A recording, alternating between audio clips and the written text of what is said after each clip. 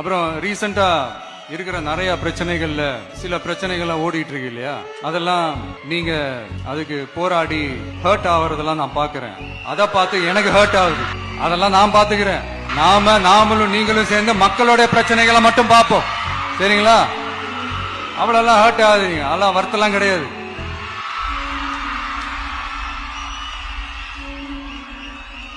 சரியா?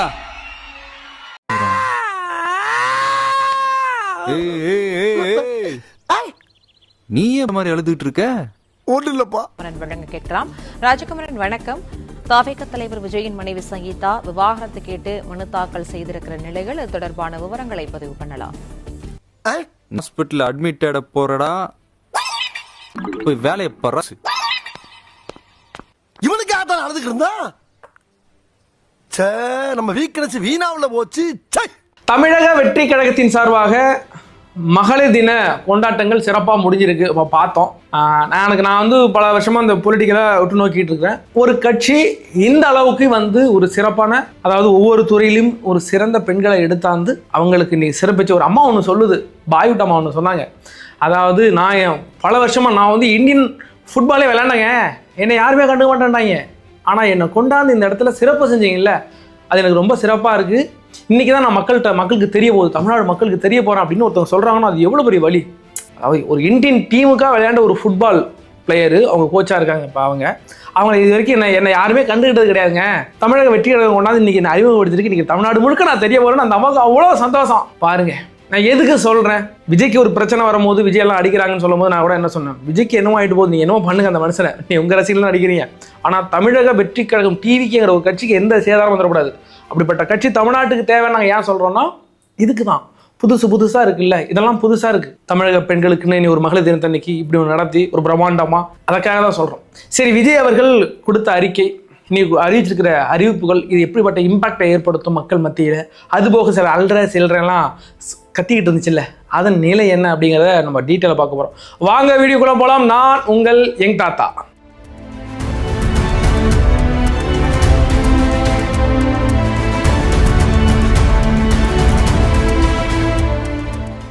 நம்ம ஏற்கனவே சொல்லியிருந்தோம், விஜய் இந்த த்ரிஷா இந்த இஷ்யூ போயிட்டு இருக்கு, அதை இது பேர் பேச வேண்டாம், இதுதான் நல்லது நினைக்கிறேன், இது அமுங்கிற விஷயம், இருந்தாலும் சொல்கிறேன். போயிட்டு இருக்கும்போதே நான் சொன்னேன், இந்த விஷயம்லாம் அமுங்கி போகிற விஷயம், ஒரு 2 நாள் 1 வாரம் ஆனாலே அமுங்கி போயிடும். மதுரையில் ஒரு மீட்டிங், நாளைக்கு விஜய் பேச போகிறாருன்னா விஜய் என்ன பேச போகிறாருன்னா மக்கள் பார்ப்பாங்க, அதனால் இந்த இஷ்யூ அமுங்கிடும், கொஞ்சம் பொறுமையாக இருக்க தோழர்களே, குதித்து இட வேண்டாம் தோழர்களே சொல்லியிருந்தோம். அடுத்த நாளே இன்னைக்கு வந்து விஜய் அவர்கள் பேசியிருக்கிறார். அவர் என்ன திட்டத்தை போட்டிருக்கிறார், அவர் என்ன திட்டத்தை அறிவிச்சிருக்கிறார் அப்படிங்கிறத எடுத்து மீடியா பேசிகிட்டு இருக்கு. ஏன்னா அது பெரிய இம்பாக்டாக இருக்குது. மகளிர் தினத்தன்னைக்கு மகளிருக்கு இப்படிப்பட்ட ஒரு திட்டங்களை, ஒரு அறிக்கை, நான் வந்து அதெல்லாம் பண்ணுன்னு அறிவிச்சிருக்கிறார்ல, அது இன்று இதுக்கு பிறகு இப்போ பேசி முடிச்சுக்கிறாப்பல, இதுக்கு பிறகு பெரிய அளவில் பெண்கள் மத்தியில் இது எடுபடும். ஏன்னா திட்டங்கள் அப்படி இருந்துச்சு. விஜய் த்ரிஷா அந்த இஷ்யூ வந்து நடந்துக்கிட்டே இருக்கும்போது நிறைய கள நிலவரங்களை என்னால் பார்க்க முடிஞ்சுது. பல தோழர்கள், தாவேக தோழர்களே விஜய்க்கு எதிராக நின்று இந்த இடத்துல நீ தப்பு பண்ணிட்ட, எனக்கு ஒரு ஹெட்ஃபுல்லாக இருக்குது அப்படின்னு சொன்னதை நம்ம பார்த்தோம்.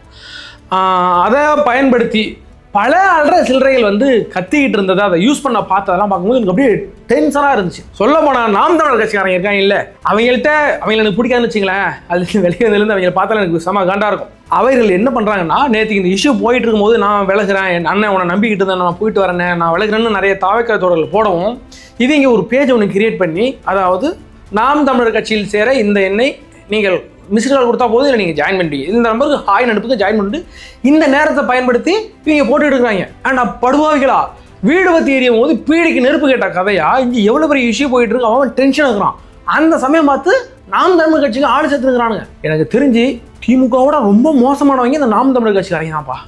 ஏன்னு கேட்டால் இவங்க பின் அரசியலில் ஊறி போனவங்க, இவங்க புத்தி முழுக்க பின் அரசியல் ஏதாச்சும் வச்சு அரசியல் பண்ணிக்கிட்டே இருக்கும் போல தோணும். அவங்க அப்படி தான் வளர்ந்துக்கிறாங்க. இன்னும் 8% ஓட்டு இதுக்கு வேறு இருக்க போகிறது கிடையாது. 8% ஓட்டு வந்திருக்கிறாங்க இல்லை, அவங்களுக்கு ஓட்டுலாம் கிடையாது. அவங்களுக்கு 1% ஓட்டு வச்சாலும் அதை வச்சு அரசியல் பண்ணிக்கிட்டு காசு பார்க்குறது மட்டும் தானே. நான் அங்கே ஒரு கேண்டிடேட் நிப்பாட்டுறேன், அங்கே ஒரு கேண்டிடேட் நிப்பாட்ட மட்டும் தான் சொல்லுவாங்க. இப்போ ரீசெண்டாக இது ஒன்று எடுத்துக்கிட்டோங்களேன், இப்போ தாவேக அடக்கணும், 41 உயிரை துடிக்க கொண்டு இருக்கிறீங்களே, உங்களுக்கு குற்ற உணர்ச்சியே இருக்காதாம்பா. நம்மளே குற்ற உணர்ச்சி ஆக்கிடும். ஐயோ என்னடா அப்படி பேசுகிறான், நம்மளை அட்டாக் பண்ணுறாங்கடா அப்படின்னு நமக்கே தோண வச்சுருவோம் அவங்க.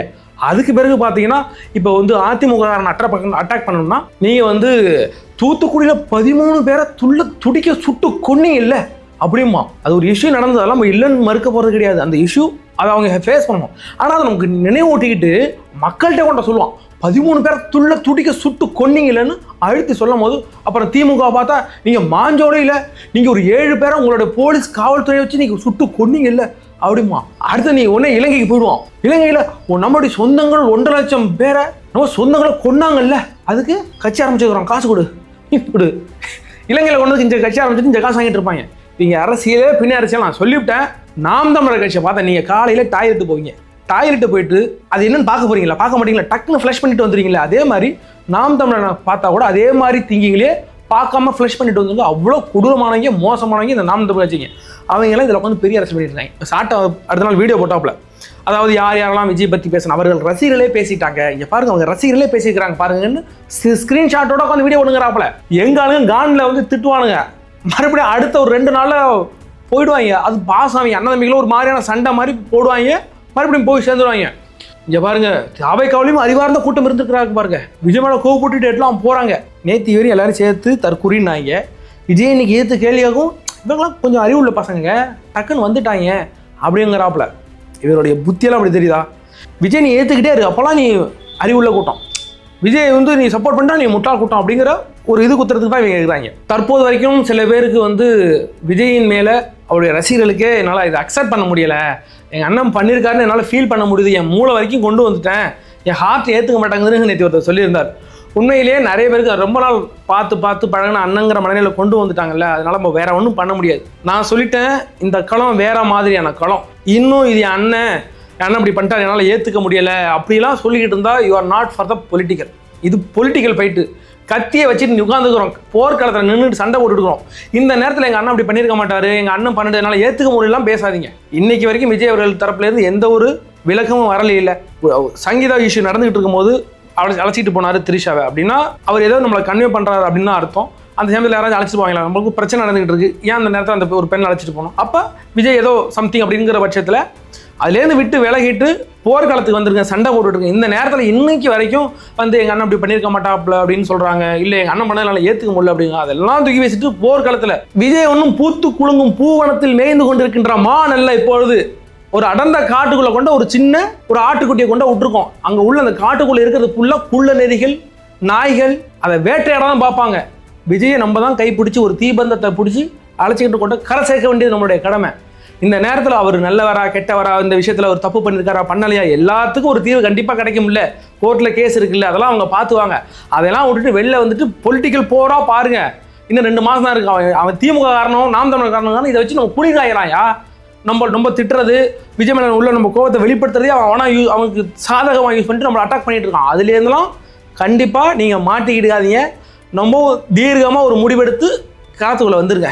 இல்லை இன்னும் எங்கள் அண்ணன் நான் பண்ணதுனால ஏற்றுக்க முடியலன்னு சொல்லிட்டீங்கன்னா போய் நீங்கள் விலகிடுங்க, எங்களுடைய ஃபைட்டை நாங்கள் பார்த்துக்கிறோம். நீங்கள் எல்லாம் விஜய்க்காக பேசிகிட்டு இருக்கீங்க, விஜய் அண்ணன் பண்ணியிருக்க மாட்டான்னு. நான் விஜய்க்காகலாம் பேசலை, தமிழக வெற்றி கழகத்துக்காக பேசிகிட்டு இருக்கேன். எனக்கு இந்த கட்சி தான் முக்கியம். விஜய் வராரா, விஜய் போனது பிறகும் இன்னும் 150-200 வருஷம் கழிச்சும் இந்த கட்சி பேசணும். ஏதாவது ஒரு ஆள் தலைமையை எடுத்து நடத்திட்டு வரணும். திமுக காலத்துக்கும் அவனுமா எழுந்திருக்கவே கூடாது. அதிமுக அப்படி தானே வந்துச்சு. ஜெயலலிதா நம்ம சொன்னிச்சில்ல, நான் போனது பிறகும் பல ஆண்டுகள் இருக்கும். எம்ஜிஆர் போய் எத்தனை வருஷம் ஆகுது, இன்னைக்கு வரைக்கும் அதிமுக கட்சி இருக்குல்ல. அதே மாதிரி இன்னும் ஒரு 100, 150, 200 வருஷம் கழிச்சு இந்த கட்சி இருக்கணும்னா இதெல்லாம் இறங்கி தான் அடிச்சாகணும். புரியுதா? இந்த நேரத்தில் ஸ்டாண்ட் வித் விஜய், அவ்வளோதான். என்ன நடந்தாலும் சரி, அந்த பிரச்சனையை நம்ம விட்டுருங்க. அவர் தப்பு பண்ணியிருக்காரா சரி பண்ணியிருக்கிறாரா, அது சரியா தப்பா, அதெல்லாம் விட்டுட்டு வந்து களத்தில் போராடுங்க. இன்னைக்கு விஜய் அவர்கள் ஃப்ரெஷ்ஷாக வந்துக்கிறாப்ல. மனுஷன் சொன்னாப்புல பாருங்க, பிரச்சனை இருக்குது நான் பார்த்துக்கிறேன், அதெல்லாம் சப்ப மேட்ரு தான், நான் இருக்கிறேன், நீங்கள் ஹேட் ஆகாதீங்க, நீங்கள் ஹேட் ஆகுறது எனக்கு ஹேட் ஆகுது அப்படின்னு சொல்லிக்கிறாப்புல. நம்ம ஏற்கனவே ஒரு போஸ்ட் போட்டோம், விஜய் அவர்கள் இன்னைக்கு நன்றி சொல்லுவார் விர்ச்சுவல் வாரியர்ஸ்க்கு, அப்படி இல்லைன்னா சாரி சொல்லுவார், ஏதாச்சும் ஒன்று சொல்லுவார், இல்லைனா ஒரு போத் ரெண்டையுமே சொல்ல வாய்ப்பு இருக்குன்னு சொல்லியிருந்தோம். ரெண்டையும் மிக்ஸ் பண்ணி சொல்லிக்காரு. நீ ஹேட் ஆகுது எனக்கு ஹேட்டாக இருக்குது தம்பி, நான் பார்த்துக்கிறேன், நீ ரெஸ்ட் எடு, நீ ஏன் நீ ஹேட் ஆகுற அப்படின்ட்டு அது ரெண்டும் சேர்ந்து சொன்ன மாதிரியே இருந்துச்சு. சரி, விஜய் அவர்கள் இன்னைக்கு ஒரு அறிவிப்பு கொடுத்துருக்காரு பெண்களுக்குன்னு. அந்த அறிவிப்புகள் எல்லாமே வேற லெவலில் இருக்குது. இதுதான் மக்கள்கிட்ட கொண்டு சேர்க்க போகுது, இதுதான் பேச்சு பொருளாக இருக்க போகுது. இதுக்கு பேர் அந்த விஷயம்லாம் அடங்கிடும். வாங்க அவர் என்னென்ன அந்த திட்டங்கள் அறிவிப்பு கொடுத்துருக்காரு அப்படிங்கிறத ஒரு ஷார்ட்டாக பார்ப்போம். இதை தான் மக்கள்கிட்ட கொண்டா சேர்க்கணும். நம்ம வேற அவனும் சேர்க்க மாட்டான், மீடியாக்காரெல்லாம் சேர்க்க மாட்டான், அவனுக்கு வேற வேலை இருக்குது. நமக்கும் தலையாய கடமை விஜய் அவர்கள் என்ன அறிக்கை கொடுத்துருக்காருங்கிறத பெண்கள் மத்தியில் கொண்டு சேர்க்கணும். பெரியவர்கள் நீங்கள் எல்லாம் பார்த்துருப்பாங்க, விஜய் என்ன இந்த இஷ்யூ நடந்துக்கிட்டு இருக்கு, விஜய் என்ன பேச போகிறான்னு பார்த்துக்கிட்டு இருந்தாங்க. அதே மாதிரி இன்னைக்கு விஜய் ஒரு அறிவிப்பு கொடுத்துருக்காரு, சூப்பரான அறிவிப்பாக இருக்குது. அது என்னென்னு பார்ப்போம். பெண்களுக்கு மாதம் 2500 தரண்டுக்கிறாப்புல. அதாவது இப்போ எல்லாம் அரசு இப்போ 1000 கொடுத்துக்கிட்டு இருக்கு. இப்போ அடுத்து நம்ம எடப்பாடி ஐயா சொல்லிக்கிறாப்புல உங்களுக்கு 2000 தரண்டுக்கிறாப்புல. நான் உங்களுக்கு 2500 தரண்டுருக்காரு. இது பொலிட்டிக்கல் மூவ் அப்படி தான் இருக்கும். ஏன்னாட்டா இது மாதம் 1000 2000 கொடுக்குறது எனக்கு உடன்பாடே கிடையாது. அதனால பெரிய சும்மா தான் வரும் அரசுக்கு. நம்ம வீட்டு பொம்பளைங்க ஒரு 2000 வாங்கி என்ன செலவு பண்ண போதுவா? ஒரு இப்போ கொடுக்குற 1000 வாங்கி என்ன செலவு பண்ண போதுவா?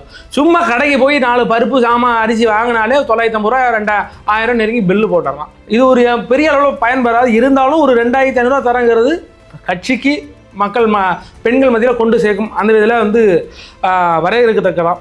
அன்னபூரணி சூப்பர் 6 திட்டத்தின்படி 6 சிலிண்டர் கொடுக்குறேன். இது இம்பாக்ட் ஏற்படுத்தும். பெரிய அளவில் நல்ல திட்டமும் கூட பெரிய அளவில் இம்பாக்ட் ஏற்படுத்தும். ஏன்னா ஏற்கனவே மானியம் தரேன்னு சொல்லி 100 ரூபா தரேன்னு சொல்லி ஏமாற்றி இது வரைக்கும் கொடுக்கல திமுக. அந்த காண்டில் நிறைய பெண்கள் இருக்கிறாங்கல்ல. இப்போ என்ன சொல்லியிருக்காருன்னா, வருஷத்துக்கு நான் 6 சிலிண்டர் ஃப்ரீயாக தரேன். ஒரு மாதம் நீங்கள் காசு கொடுக்குற மாதிரி இருக்கும், அடுத்த மாதத்துக்கு ஃப்ரீயாக இருக்கும். அடுத்த மாதத்துக்கு காசு கொடுக்குற மாதிரி இருக்கும், அடுத்த மாதம் ஃப்ரீயாக இருக்கும். அப்படி தான் கொண்டு போகணும். ஏன்ட்ட ஒரே சமயத்தில் உங்களுக்கு 6 சிலிண்டர் ஃப்ரீயாக கொடுத்துட மாட்டாங்க. அது பெரிய தலைவலியாக ஏற்படுத்தும் அரசுக்கு, நிதிக்கு. அதனால் அப்படியாக இருக்க வாய்ப்பு இருக்கிறது. அடுத்தது அண்ணன் வீட்டு சீர்திட்டம். கல்யாண பெண்களுக்கு, நாங்கள் வீட்டு குழந்தைங்களுக்கு ஒரு அண்ணனாக எங்கள்கிட்ட இருந்து 1 பவுனு தங்கமும் 1 பட்டுப்புடவை, தரமான பட்டுப்புடவை கொடுப்போங்க, தரமான பட்டுப்புடவை கொடுப்போம் அப்படின்னு விஜய் அவர்கள் சொல்லியிருக்கிறார். இதுவும் ஒரு நல்ல திட்டம். ஏற்கனவே இருக்குன்னு வச்சிங்களேன். அது மாதிரி 25,000 கொடுத்துட்டு இருக்கிறாங்க. இருந்தாலும் இந்த திட்டம் 1 பவுன், இந்த காலத்தில் 1 பவுன் இப்போ நான் 1,23,000 போயிருக்கு நினைக்கிறேன். தங்க ரேட்டு கிடுன்னு ஏறிக்கிட்டு இருக்கு. இந்த சமயத்தில் ஒரு பவுன் நான் தரேன் அப்படிங்கிறது அவங்களுக்கு பெரிய சப்போர்ட்டாக இருக்குமா இல்லையா? பல பெண்களை பற்ற அம்மாக்கள் இதை யோசிப்பாங்க. கண்டிப்பாக அவங்கெல்லாம் இது கௌரவமாக இருந்துச்சு. காமராஜர் கல்வி திட்டம் 1ஆவதுல இருந்து 12ஆவது படிக்கிற எல்லா குழந்தைகளுக்கும் வருஷத்துக்கு 15,000 தரேன் அப்படின்னு இருக்கிறாங்க. ஏற்கனவே தமிழ் புதல் திட்டம்னு ஏற்கனவே ஒரு திட்டம் இருக்குது. இப்போ தமிழ்நாடு அரசு இப்போ நடைமுறை இருக்கிறாங்களா, அது வந்து +2க்கு பிறகு படித்து முடிக்கிறீங்களா, காலேஜ் படிக்கிற வரைக்கும் நான் தரேன், மாதம் 1000 தரேன் அப்படின்னு சொல்லியிருந்தாங்கன்னு நினைக்கிறேன். பட் இந்த திட்டம் அப்படிங்கிறது வருஷத்துக்கு 15,000 அப்படிங்கிற முறையில் நான் உங்களுக்கு தரேன். இடைநிற்றலை காசு இல்லாமல் பண்ணலாமல் நான் படிக்கலை அப்படின்னு சொல்கிறாங்கல்ல, ரொம்ப கிராமப்புறங்கள்லையோ இல்லைனா காசு வசதி இல்லாமங்கள்கிட்ட இந்த திட்டம் பெரிய அளவில் எடுபடும். பெண்களுக்கு எங்கள் வீட்டில் ஒரு குழந்தை இருக்குது, அந்த அம்மா நினைக்கும்ல என் புள்ள படிச்சுங்கிறான், 6ஆ படிச்சுங்கிறான், அவனுக்கு ஒரு ஹெல்ப்ஃபுல்லாக இருக்கும் அப்படின்னு சொன்னாமல் ஓட்டு போட்டுச்சும்ல, அந்த அளவுக்கு அவங்கள்ட்ட ஈஸியாக கொண்டு சேர்க்கும். அதற்கு பிறகு வெற்றி பயண திட்டம். விடியல் பயண திட்டம் போகிறோம், நான் வெற்றி பயண திட்டம் போகிறேன்டா. பிங்கு பஸ்லாம் கிடையாது. அந்த அம்மா சொன்னிச்சு ஒன்று, பிங்கு பஸ்ஸில் போகிறது சிலுவையில் அரைஞ்ச மாதிரி இருக்குங்களே, எங்களுக்கு அவ்வளோ போட்டு அழுத்தி கொண்டு போயிட்டு இருக்கிறாங்க. அப்படின்னால தமிழ்நாட்டுக்குள்ளே நீங்கள் எந்த மூலை முடுக்குனாலும் நீங்கள் போங்க, பெண்கள் உங்கள் எல்லாருக்குமே அந்த பஸ்ஸுங்கிறது யாரும் காசு வாங்க மாட்டாங்க. அது உங்களுடைய உரிமை அப்படின்றாப்புல. அது ஃப்ரீயெல்லாம் கிடையாது, இலவசம் கிடையாது, அது உங்களுடைய உரிமை. என்னுடைய தங்கச்சிகளுக்காக, எங்கள் அம்மாக்களுக்காக நான் தரேன். அது மாதிரி இந்த பிங்கு பஸ்ஸு, இந்த பஸ்ஸில் தான் போகணும் அப்படின்னு யாரும் காத்திருக்கலாம் அவசியம் கிடையாது. நீங்கள் எந்த பஸ்ஸில் ஏறினாலும் நீங்கள் எங்கேனாலும் போகலாம், உங்கள் அளவிற்குமே அங்கே யாருமே காசு வாங்க மாட்டாங்க. அதோட உங்கள் உரிமை அப்படிங்கிற மாதிரி விஜய் சொல்லியிருக்காரு. இது பெரிய அளவில் கண்டிப்பாக இம்பாக்ட் ஏற்படுத்தும். நிறைய ஊரில் பேசிக்கிறாங்கல்ல, நான் அந்த பஸ்ஸுக்காக வெயிட் பண்ணுறதுக்காக, ஐயோ பிங்க் பஸ் வந்துருப்பா, 6 மணிக்கு வந்துருப்பா, நான் 6 மணிக்குள்ள போயிடணும், 7 மணிக்கு வந்துருப்பா, 7 மணிக்குள்ள போயிடணும். இந்த பிங்க் பஸ் வேறு நேரத்தை பார்த்து இவங்க ஷெட்யூல் போடுவாங்க பெண்கள். இப்போ அப்படி கிடையாது. நேராக போ, எந்த பஸ்லனாலும் ஏறி எங்கே போ அப்படிங்கும்போது பெண்களுக்கு இது ஒரு கம்ஃபர்டபுளாக இருக்கும் அப்படின்னு நான் நினைக்கிறேன். வேலு நாச்சியார் படை, இது எனக்கு புதுசாக இருந்துச்சு. சீமானந்த நெய்தல் படம் சொன்னால் அப்படியில, அதே மாதிரி இது வேலு நாச்சியார் படை. நெய்தல் படை அது வந்து அயோக்கியத்தனம், அவன் வந்து உருட்டு. நெய்தல் படம் ஆரம்பித்து இலங்கையோட சண்டை போட போகிறங்கிறது இந்திய இறையாண்மைக்கு எதிரானது. ஆனால் இவர் சொல்கிற இந்த வேலுநாச்சியார் படைங்கிறது தமிழ்நாட்டுக்குள்ளே இப்போ எல்லா இடங்கள்லையும் நாங்கள் வந்து வேலுநாச்சியார் படையில் அன்யூனிஃபார்மில் இருப்பாங்க எங்களுடைய காவலர்கள். அங்கே ஏதாச்சும் ஒரு பிரச்சனைனா கண்டிப்பாக அவங்க உங்களுக்கு ஹெல்ப் பண்ணுவாங்க. அந்த திட்டமாக வந்தாலும் சரி, அது SOS அந்த பட்டன் வைப்பேன் எல்லாத்துலேயும் சரி, போக்குவரத்து எல்லா பஸ்லேயும் சரி, ஷேர் ஆட்டோ, தனியார் ஷேர் ஆட்டோன்னு பெண்கள் பயணிக்கிற எல்லா வாகனங்களையும் எமர்ஜென்சி சுவிட்ச் வைப்பேன். டக்குன்னு ஒரு பிரச்சனை டக்குன்னு அமைக்கி விட்டா அடுத்த 5 நிமிஷத்துக்குள்ளே உங்களை காண்டாக்ட் பண்ணிவிடுவாங்க, உங்களுக்கு சேஃபாக இருக்கும் அப்படின்னு சொன்னதும் சரி. அதெல்லாம் பெண்கள் மத்தியில் எடுபடும். இதுதான் குறைக்கிறது. ஸ்டாலின் ஐயா கற்றுக்கணுங்கோ, எங்கள் அண்ணன் விஜய்கிட்டேருந்து கொஞ்சம் கொஞ்சமாக கற்றுக்கணுங்கோ, அதை தான் சொல்கிறேன். பெண்களுக்கு பாதுகாப்பு எப்படி கொடுப்பேன்? ஒரு ஆட்டை நான் பேசிகிட்டு இருக்கேன், மண்டை கடுப்பாக போச்சு. எல்லார் வீட்லேயும் வந்து ஒரு போலீஸ் போடணுமா? நான் சொன்னேன், இது மாதிரி ஒரு பெண்ணை வந்து வன்கொடுமை செய்துட்டாங்க, இந்த திமுக ஆட்சி இவ்வளோ மோசமாக இருக்குது அப்படின்னு நான் சொல்லிட்டு இருக்கும்போது எவனோ ஏதோ ஒரு பொண்ணை வந்து வன்மனம் பண்ணிட்டான்னா அதுக்கு திமுக என்ன பண்ணும்? அதுக்கு திமுக அங்கே ஒரு போலீஸ் போட்டுக்குமா? எல்லார் வீட்லையும் ஒவ்வொரு வீட்லையும் ஒரு போலீஸ் போட்டு வச்சுக்க முடியும்? எங்கள் ஸ்டாலின் அப்படியா பண்ண முடியும் அப்படிங்கிறாப்புல கடுப்பாச்சு எனக்கு. கொஞ்சம் நாள் புரிதல் இருக்கும். இதுதான் இந்த திட்டத்தை நீங்கள் கொண்டு வந்தீங்கன்னா அந்த பிரச்சனைலாம் இருக்காதுல்ல. இப்போ சொல்லலை, இந்த வேலுநாச்சியார் படையெல்லாம் வச்சு எல்லா ஊர்கள்லையுமே நான் ஒரு படையை உருவாக்குவேன். ஒரு கவர்மெண்ட் ஜாப் தான், அவங்களுக்கு ஒரு பிரச்சனைனா நீங்கள் அவங்களை கான்டாக்ட் பண்ணலாம், எஸ்ஓஸ் அவங்களோட கனெக்ட் ஆகும் அப்படின்னு சொல்ல. இதைத்தான் சொல்கிறோம். இப்படிலாம் பண்ணால் பிரச்சனை வராது. திடீர்னு ஒரு இஷ்யூனா அவங்க கான்டாக்ட் பண்ணுவாங்க. இதைத்தான் சொல்லிட்டு இருக்கிறோம். ஸ்டாலின் புது முட்டு கொடுக்குறதுன்னு ஒரு குரு கொடுக்குறானுங்க. இதுக்கெல்லாம் ஸ்டாலின் என்ன பண்ணுறாங்க? ஒருத்தர் வெட்டிட்டாங்க, அது வந்து சட்ட ஒழுங்கு சந்தி சிரிச்சிட்டுனா அதுக்கு என்ன பண்ண முடியும்? ஊர் உலகத்தில் 1000 பேர் வந்து கொண்டுகிட்டு இருப்பானுங்க, அங்கெல்லாம் போலீஸ் போட முடியுங்கிறாங்க. எனக்கு ஒரே மண்டக்கெடுப்பாக இருக்குது. அஞ்சலம்மாள் அதிநவீன நீதிமன்றம். பெண்கள் கொடுமைகளில் உடனுக்குடன் தீர்வு காண்பதற்காக நாங்கள் ஒரு நீதிமன்றம் வைப்போம். ஏற்கனவே மகிழா நீதிமன்றம் இருக்குது, அது செயல்படாமல் இருக்குது. அது ஒட்டுமொத்தம் எல்லாருக்குமே அது மொபைல் கோர்ட் மாதிரி. ஆனால் இது பெண்களுக்குன்னு தனித்துவமாக நாங்கள் தொடங்கினது. ஒரு பெண்கள் இஷ்யூவில் ஒருத்தன் வந்து அபியூஸ் பண்ணிட்டான், ஹராஸ்மெண்ட் பண்ணிட்டான்னா அவனுக்கான தண்டனையை உடனடியாக பெற்றுக் கொடுக்கணும். அதற்காக இந்த மொபைல் கோர்ட்டை நாங்கள் ஓப்பன் பண்ணுறோம் அப்படின்றது மிக அருமை. அடுத்தது, இந்த இளம் பெண்களை அவங்கள கருத்தில் கொண்டு கவருவதற்காக இல்லை, இளம் பெண்களின் இந்த தங்கச்சிகளுடைய அக்காக்களுடைய அவங்க நலனை கருத்தில் கொண்டு விஜய் அவர் சொன்னதுன்னா, அவர் சொல்லும் போது சொல்கிறார், பெண்களுக்கு தேவையான நாட்களில் சானிட்டரி கிடைக்கும் அப்படிங்கிறார். அந்த மனுஷன் அந்த அதோட அந்த வேர்டை கூட அவருக்கு உச்சரிக்கல பாருங்க. அவருக்கு அந்த உங்களுக்கு தேவையான நேரங்களில் ரேஷன் கடைகள்லையும் சரி, பள்ளிகளில், கல்லூரிகளில் சானிட்டரி பேட் இருக்கும், இங்கே போய் வாங்கிக்கலாம். நல்ல திட்டம். சுய உதவி குழுக்கள் மூலமாக வட்டியே இல்லாமல் 5 லட்ச ரூபா கடன் கொடுப்போம். அதற்கு பிறகு இந்த மேம்பட்ட அந்த குழுக்களுக்கு 5 லட்ச ரூபா உங்களுக்கு முழுக்க மானியமாக கொடுப்போம். அப்படிங்கிறது குழுவில் உள்ளவங்களுக்கு புரியும். ஒரு 5 லட்சம் எடுத்து ஒரு குழுக்கு 5 லட்சம் கிடைச்சது பிறகு அது ஒரு 11 பேர் இருப்பாங்க. ஒவ்வொரு ஆளுக்கும் இவ்வளவு, உங்களுக்கு 1 லட்சம், இந்த வருஷம் 1 லட்சம் வாங்குறாங்கல்ல, அவங்களுக்குலாம் வட்டியோட சேர்த்து கட்டணும். இதுக்கு பிறகு வட்டி தேவையில்லை. அதுக்கு ஒரு மேம்பட்ட உள்ளவங்களுக்கு அது இலவசமாக இருக்கும். மானியத்தோடு அவங்க கொடுத்துருவாங்க. தாய்மாமனின் தங்க மோதிர திட்டம். புதுசாக பிறக்கிற குழந்தைக்கு மோதிரம், அதுபோக அந்த கிட், குழந்தைகளை கிட்டு சேர்த்து கொடுப்போம் அப்படிங்கிறது பரவாயில்ல. இப்போ கொடுத்துட்டு இருக்கிறாங்கன்னு வச்சுங்களேன். ஏற்கனவே ஸ்டாலின் கவர்மெண்ட் கிட்டெலாம் கொடுக்கும். அந்த சத்து மாவு, டானிக்கு, அந்த கிட்லாம் கொடுத்துட்டு இருப்பாங்க. இதனால் மோதிரம் போடுறது அப்படிங்கிறது புதுசாக இருக்குது, நல்லா இருக்குது. அண்ணே புதுசாக இருக்குன்னே விஜய் நல்லா இருக்குது, எடுபடும், கண்டிப்பாக மக்கள் மத்தியில் கொண்டு சேர்க்கும். இந்த திட்டங்கள்லாம் பெண்களின் நலனை கருத்தில் கொண்டு விஜய் அவர்கள் செஞ்சிருக்கிறார். சரி, ஓகே, சிறப்பாக இருந்துச்சா, நல்லா இருந்துச்சா? இன்னைக்கு டாக் ஆஃப் த டவுன் இதானே, take off the nation. Stalin ஸ்டைலஸ்னா டேக் ஆஃப் த நேஷனாக போயிட்டா. அதுதான் சொல்கிறோம். பொறுமையாக இருங்க. தலைவர் அவர்கள் தனி மனுஷன் அந்த வாழ்க்கையை விட்டுட்டு தலைவனை கொண்டாந்து புதுவையில் வச்சுட்டு அவர் தலைவர் எப்படி ஆட்சி பண்ணுறார் மட்டும் பாருங்கள். இந்த திட்டங்கள்லாம் விஜய் அவர்கள் வந்தால் மிக சிறப்பாக செயல்படுத்துவார். ஒரு தமிழ்நாட்டை முன்னோக்கின மாநிலமாக, முன்னேற்றவுடைய ஒரு முற்போக்கான மாநிலமாக மாற்றுவதற்காக தமிழக வெற்றி கழகம் கண்டிப்பாக விஜய் அவர்கள் செய்வார் அப்படின்னு தான் பார்க்குறோம். இதில் இருந்து உங்களுடைய தாழ்மையான கருத்துக்களை விஜய் அவர்கள் இந்த திட்டத்தின்படி, அதுக்கு பிறகு விஜய் அஃபெக்ட் ஆனதில் அவர் சொல்லிக்கிறாப்புல, இந்த பிரச்சனைலாம் நீங்கள் விட்டுருங்க, நான் பார்த்துக்கிறேன்றாப்புல. அதனால் அதெல்லாம் பிரச்சனை விட்டுட்டு அந்த மனுஷன் தனியாக போராடி கிடக்கணும். அந்த விஷயத்தை அவர் பார்த்துக்கணும். அவர் பண்ண தப்பு அவர் தான் பார்த்துக்கணும். நம்ம எதுக்கு அதெல்லாம் போய் கூட நிற்க முடியும்? அதை கோர்ட்டாச்சு, அவராச்சு, அவர் பார்த்துக்கிறாரு. கொண்டாந்து இந்த விஷயத்த, இந்த திட்டங்களை வெளில கொண்டு போய் சேருங்க. அதற்கு பிறகு இனி வர இருக்கின்ற தாவேக்காவுடைய கூட்டங்கள், அந்த இதெல்லாம் வந்து பெரிய அளவில் கேர்ஃபுல்லாக போங்க. நான் சொல்லி போட்டு வெளுக்க போகிறவங்கள பின்னாடியே வண்டியில் போகாதீங்க, விஜயை பின்தொடர்ந்துட்டு வண்டியிலே போகாதீங்கன்னு எல்லா வீடியோக்களையும் சொல்கிறோம். எல்லாரும் சொல்கிறாங்க, நாங்கள் மட்டும் கிடையாது. புதுசாக போயிட்டு இருப்பாங்க பின்னாடியே கிருட்டுன்னு விஜய் நான் இங்கே பார்த்துறேன், அங்கே நான் பார்த்துறேன்னு போயிட்டு இருக்காது. அவருக்கு மிகப்பெரிய இஷ்யூ ஆகிட்டு இருக்கும். இன்னும் வரப்போகிற காலங்களில் அந்த எஸ்ஓபி இன்னும் கடுமையாக இருக்கும். ஏற்கனவே ஒரு ஆக்சிடென்ட் நடந்திருக்குது, இதை வச்சு முழக்க பார்க்குறாங்க.